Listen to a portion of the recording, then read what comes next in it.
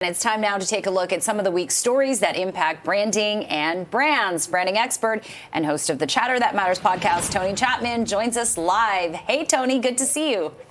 Always a pleasure. Sorry I'm not with you, but it's great to see you. Hey, Tony, glad you're enjoying yourself down in Costa Rica. Let's talk about Starbucks up here, or really anywhere, paying 53 baristas to post so-called work content as part of a new creator program. So I guess maybe while you're, making these fancy coffees, etc., you record it, put it out there. What do you think about this program? Does that make sense?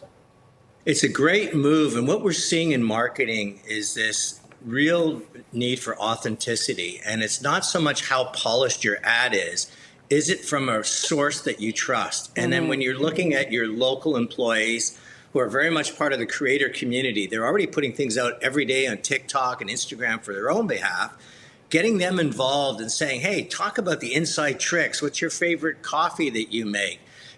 All the things that happen within a Starbucks. As long as it's got a sort of this ribbon of positivity around it, it's great marketing because they put it out in the universe and it just reminds people that we're here. There's human beings behind the counter. We have a lot of fun what we do. So really smart move. And they're not the first. They won't be the last because within we're armed with this incredible creative tool called a mobile phone nowadays. And what they're saying is take advantage of it. Tony, my one thing that pops in my mind, though, is what if your creator, your barista, for example, may have other problematic content, though, on their social media there, Starbucks would need to be careful, I would think, that, okay, great that you put a post out about, making a great coffee or what happens behind the scenes, but if you have other content on your social that doesn't line up, how could that sort of collide and clash?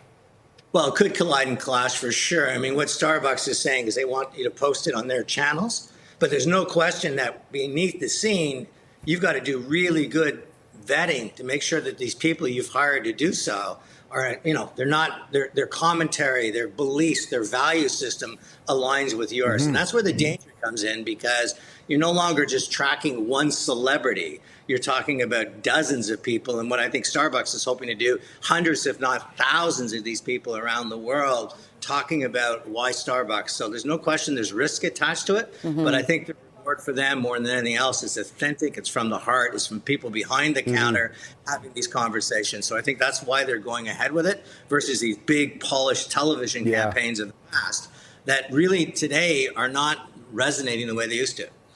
Yeah, it's almost like a different kind of word of mouth technique. And hey, there's so many platforms to do it on these days. Tony, moving on to this, speaking of advertising, McDonald's facing some backlash after their latest ad they released for the holidays. Tell us about this. Well, this came out of the Netherlands and they talked about spending weeks prompting. Watch it just a sec. Yeah, they spent weeks prompting this ad to be created. So this is all done by AI. There's not one human being in this. There's not one special effect. It's all done. It just shows you how far AI is going. Wow. Two things that is getting backlash. First of all, it's a negative slant, the worst possible time of the year and all the things that go wrong, which is really not the sentiment you should be ever attached to brand to.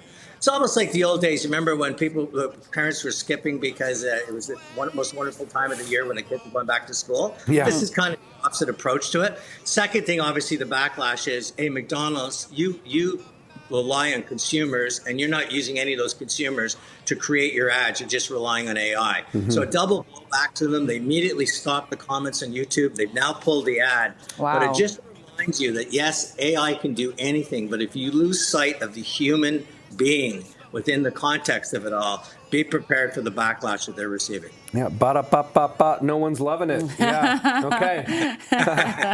Tony, we should just start an ad company. We pretty much could. We should. Yeah. Tony, look, unfortunately, we got to leave it there.